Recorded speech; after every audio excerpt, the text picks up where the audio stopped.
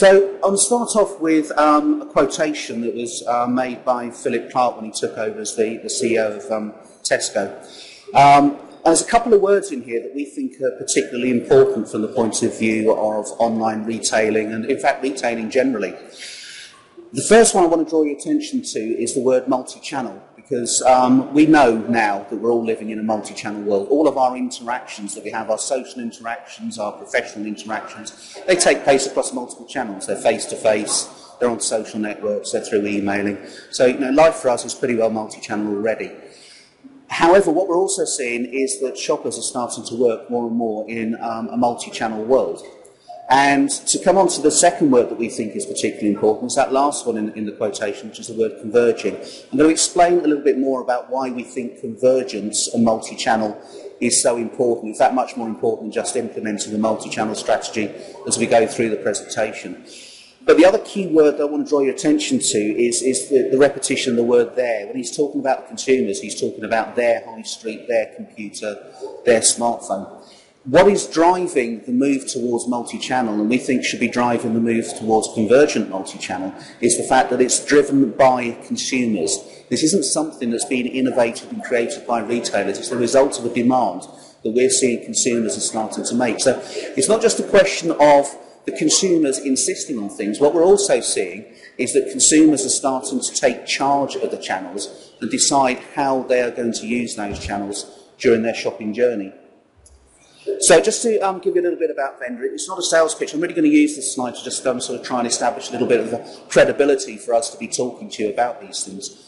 We have on the Vendor platform over 120 different brands, different retailers, of different sizes, from turning over a few £1 million a year up to multiple £billion a year, and covering a wide range of the retailing sector, and also some manufacturers that are starting to sell directly to consumers, such as Finlux and Wonderbra, for example.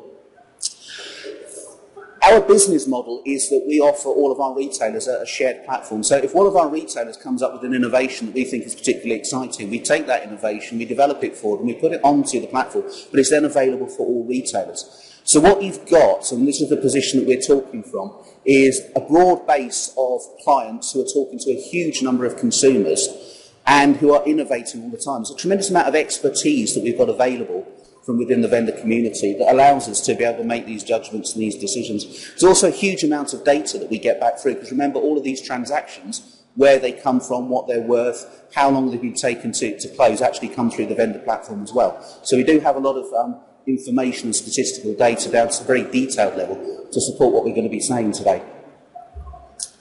So if you have a look at some of the retailers that we work with, and this is just a sample of them, pretty well every single one of them is multi-channel in some way. Some of them are store-based with e-commerce.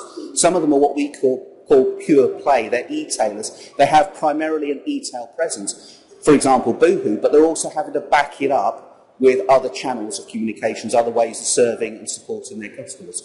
And these retailers are typically experiencing growth in terms of the transactions, the number of new clients they're acquiring, the increase in the basket of, well, last year the average across the vendor platform was around about 40 to 45%. We do have a few customers who are not multi-channel. They are quite simply running an e-commerce mono-channel operation. Their growth rates were nowhere near like that. They were around about 10%. So multi-channel adds significant amount of value to the online transactions that you'll be doing. So the reality is that online retail, in fact retail in general, is changing as the consumer behaviour is changing. Remember, all of this is being driven by what consumers are demanding from their retailers.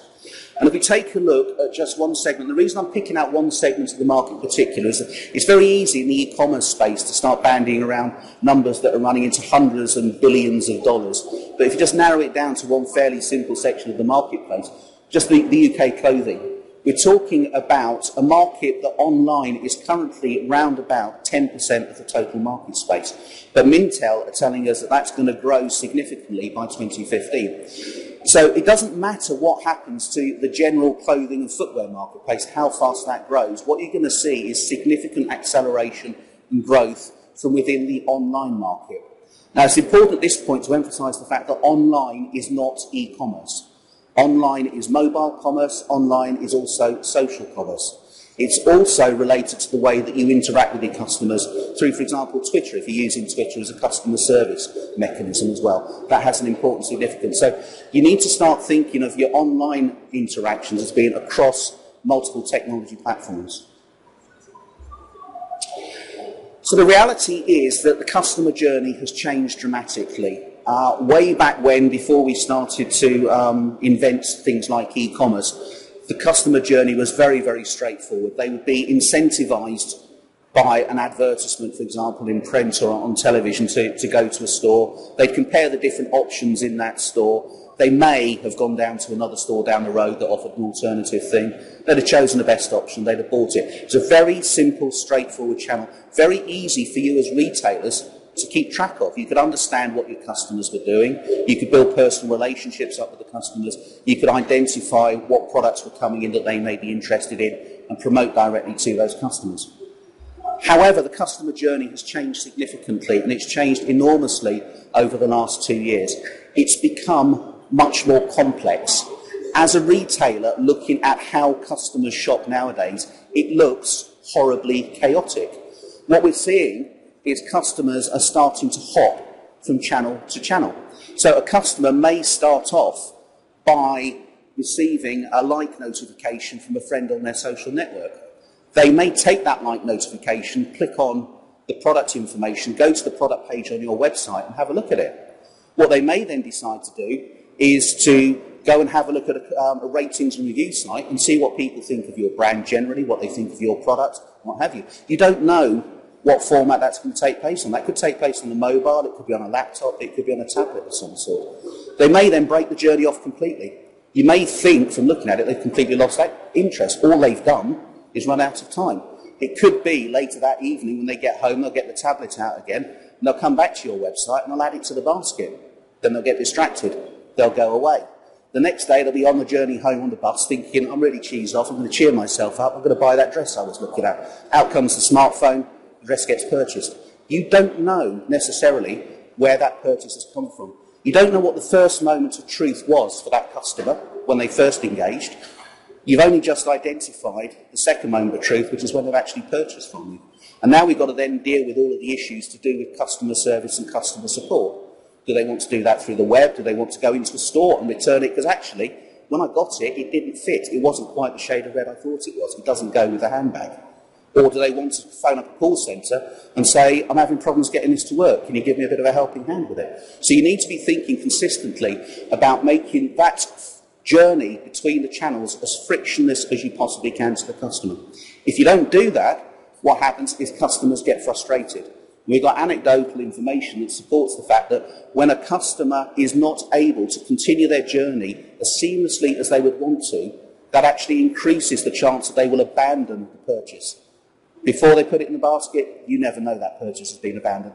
After it's been put into the basket, you're sitting there thinking, why is our basket abandonment rate the way that it is? You don't have the information to help you diagnose and interpret that. So, as I say, cross-channel customer-consumer behaviour is changing dramatically. 51% of people who buy online want the product immediately, and immediately means the next day. Now, that means, obviously, you've got to have next-day delivery if you're selling online, but what about the question of the consumer who finds it online and walks down to the local shop because I want to pick it up today? How do you support that interaction with that customer? How do you actually help to make that journey for you? 18% of people who bought online believe it's much, much easier to return a product if they actually bought it offline in the first place. It's a frustrating experience for a lot of people to buy something online and try and return it. They would much rather buy it online, return it offline, or alternatively, they just find it so much easier to go back to the shop and say, I'd like to change this, please. I'd like a refund. 77% of online shoppers, this is all online shoppers, use reviews to make a significant purchase decision. Now, significant isn't value. It's not in volume based. It's something that is new to them, something that they haven't purchased before. So, for example, if you want to buy a lawnmower, the sensible thing would be to go and do some reviews and some comparisons of lawnmowers before you purchase it. It may not be a huge amount of money, 50, 60, 70 pounds, but it is something that's a fairly significant investment. It's a new investment. However, much more interesting than that is a statistic from the online retail group which said that 66% of frequent online shoppers always checked ratings and reviews before they made a purchase. So the people that buy most frequently online are consistently using the rating and review process to help them build up and support that decision-making process. And then you've got the overwhelming statistic that 89% of all significant purchases that are made in store have been researched online first of all. In other words, people have found out what they want to buy, they're informed, they have opinions, they have ideas, they know what the value is, they know what features they're looking for before they walk into the store. So your chances of influencing that customer in the store are much reduced from where they were a few years ago.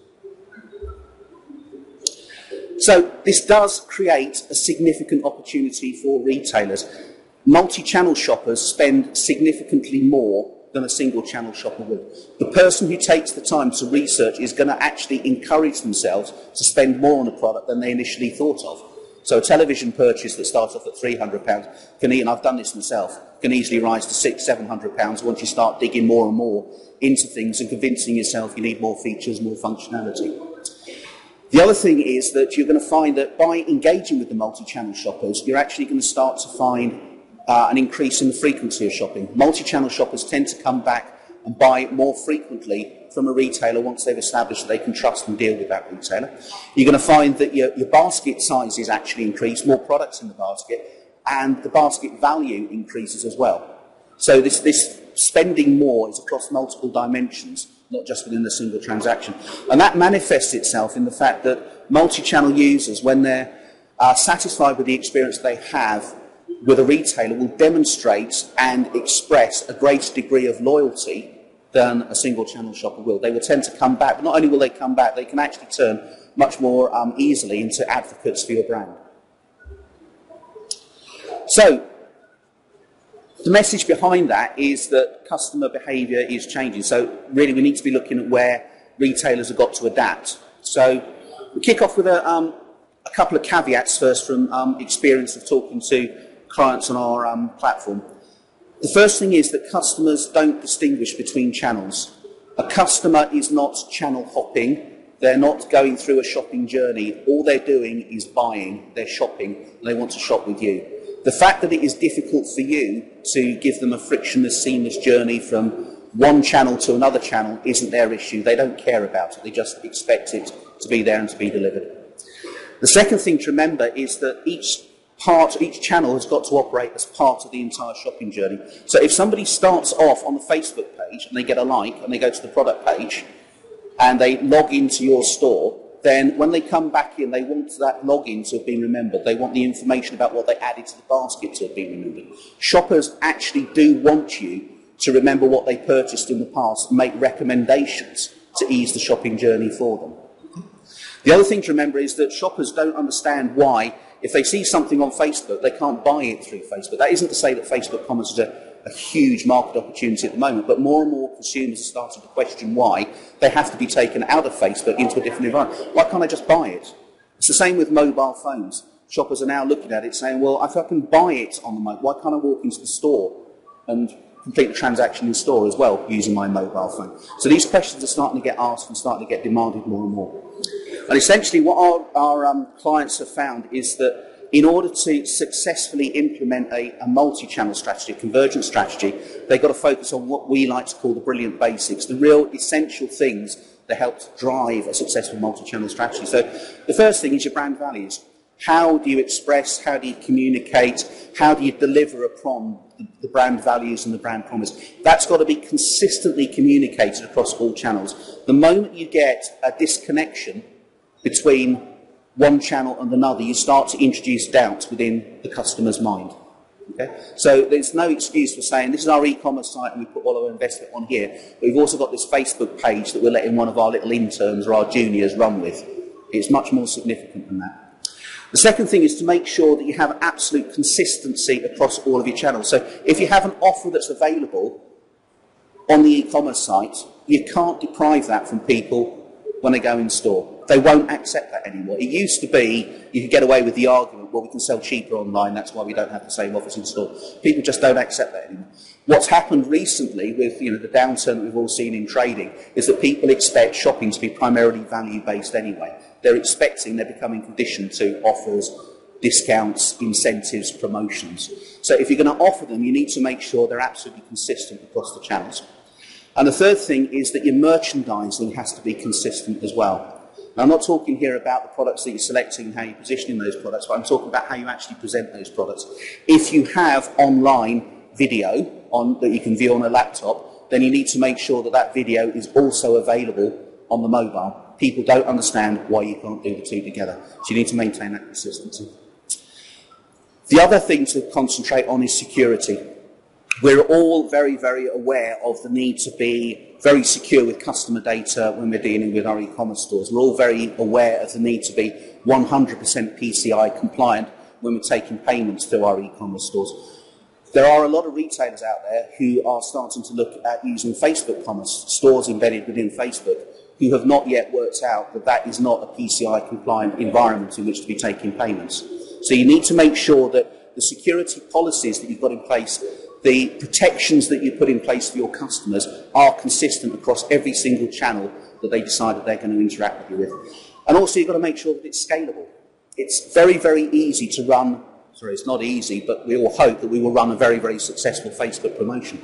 They can take off like an absolute rocket without you knowing about it. If you don't have the scalability on your mobile channel, on your tablet, on your e-commerce system, if you don't have the resources available at your call centre to deal with it, then you introduce problems. So you've got to make sure that you're scaling across the channels as much as you are scaling within a single channel. The other thing that shoppers expect is to be able to have what we call a single sign-on. It's an interesting statistic which I'll come on to later about the pervasiveness of Facebook, but a large number of people who come to your e-commerce store are already logged on to Facebook. A surprisingly larger number than you may actually be aware of. Okay? Now, if you get them to come to your e-commerce store, you ask them to register, you ask them to log in, that's fine. What you can't do is you can't ask them then to go away, repeat that process the next time they come back to your e-commerce store. And in fact, a lot of consumers are saying, why can I not, if I've come from Facebook, followed a link, just be ready to buy? Why do I have to go through this registration process? And then finally, what you've got to do is to make sure that you've got a single view of your stock levels. It's no good driving somebody to a promotion if that promotion is not available. So advertising on your mobile site, but not allowing them to purchase it on the e-commerce site because there's a disconnection in your inventory levels. These are all things that frustrate consumers. These are all things that introduce points of friction. And as we all know, if you put a point of friction in the way of a customer, you're going to lose the sale from that customer. So, biggest area of growth for convergent commerce isn't social. The biggest immediate area of growth for convergent commerce lies on the mobile platform. And I'm going to start off by just looking very, very briefly at mobile commerce itself. And what we've got here is a few screenshots from our customer sites, but you'll notice the key thing about all of these is that these are mobile commerce sites that are designed specifically for that form factor. There's really no excuse, and customers get increasingly frustrated with retailers who take their main e-commerce site and just display that inside a much smaller form factor. You ask the customer to do a lot more, they have to do a lot more scrolling, they have to do a lot more zooming, they have to do a lot more moving around the screen just to add something to the basket. It's another obstacle. So your mobile commerce site needs to be optimised for mobile commerce. The second thing to bear in mind is that when people shop on mobile, particularly on smartphones, to a lesser extent on tablets, they shop in a completely different way to the way they shop in e-commerce. Okay? E-commerce is much more about a browsing experience, about taking your time. People that shop on smartphones are doing it in a very, very smaller area of time, a smaller window of time, and they're very much more focused on getting a particular result. They're not there to spend time having a look around, they're there to buy something. And they want to get to that something quickly, easily, check out, and get on with the rest of their day. If you want proof of that, take a look next time you're on the train. Look at people and what they're doing on their smartphones. They may not necessarily be shopping, but they're very, very task-orientated when they're using those phones. Once they've completed that task, they're off, they're doing something else. And we tend to find that a lot of mobile shopping takes place in what I like to call the idle time. So it's not the quiet time when you're sat at home, you can get the laptop out, the tablet out, and you're half watching television. It's the time that you spend journeying on the bus. You've got nothing better to do. Your mate's gone off to the bar to get some drinks. You get the mobile phone out, you do something to occupy yourself while you're waiting. So all interactions that are taking place in that idle period. The key thing about mobile is don't think of it as being a discrete channel. It's got to be part of your multi-channel strategy. It's got to be converged with your store, with your e-commerce, with your social strategy and what have you. Absolute classic example of this is that a large number of people will identify a product that they're interested in on their mobile. They will look for the nearest store using the store finder, and then they will go to the store and see if they can buy the product. The frustration point kicks in for the consumer when they get to the store and find it has no inventory, doesn't carry that product. So you need to make sure you're getting that tie-in and that convergence going through. So in other words, if you offer the ability to find this product in your nearest store, you need to make sure that store does have inventory, which obviously means there's an integration issue that you're dealing with. The other thing to bear in mind is that social is mobile. Most of the interactions that take place between Facebook and Twitter now are taking place on a mobile device. And in fact, while I'm talking, I can see somebody tweeting and twittering at the back. Not having the bot. But yeah, that's the important thing, is people do use their mobile devices to communicate, and people do like to share the shopping experience. Let's also remember that shopping is a social experience for most people. Before we invented e-commerce and made it more of a solitary activity, people used to go out on shopping trips with friends. They would take advice, they'd take recommendations, they give each other opinions, they make suggestions or other things that you could purchase. What we find now is that by introducing the social channel back into the commerce experience, you generate significant amounts of increase in the revenue that you're going to be creating. You'll also increase the basket size and the basket values as well. But it's important again to remember that the mobile device is precisely that. It is mobile, and for those of you that are running stores, shoppers are starting to use mobile devices in store. It used to be a rarity. Now if you go into any store, particularly where you're selling a complicated product or a product that needs selection or consideration, you start to find people are using their mobile devices more and more. And what are they doing? They're looking for ratings, they're looking for reviews, they're looking for comparisons. They're going out to comparison shopping site to see if they can find it cheaper somewhere else. The simple fact is, you have to deal with the fact that people are using these mobile devices in that way in your stores. The good news is that people that visit shopping comparison sites in stores, 60% of them will complete that purchase in that store. They won't go anywhere else, even if they can find a product cheaper. The idleness factor tends to kick in a little bit there. Yeah? But you also find that people who use their mobile devices in store significantly increase the value of their purchase. They may have been walking in thinking, I'm going to buy here, but then having become more informed and more aware of what the options are, the purchase price also increases slightly as well. Okay? But some of the things that retailers are doing at the moment are actually sort of fairly simple. They're fairly straightforward. For example, we have web-enabled stores, which is the ability for somebody to integrate with the EPOS system. A customer will walk up and say, look, I would like that in size 14, but you don't have a size 14. Use the EPOS system to integrate with the e-commerce system, with the e-commerce back end, and order a size 14 for that customer, complete the purchase process, and deliver it to the customer's home. That's something that a lot of customers are looking for. In-store kiosks are another example. Robert Dyas used them to allow customers to get a greater range of products. It's a way of extending the shelf, making the shelf much, much longer than it could possibly be in the physical store, by allowing the customer to browse a greater range of products. And also you find when customers are queuing to purchase, you've got the ability there for customers to sort of browse and identify other offers, but also to start using their mobile devices and their mobile wallets to check out.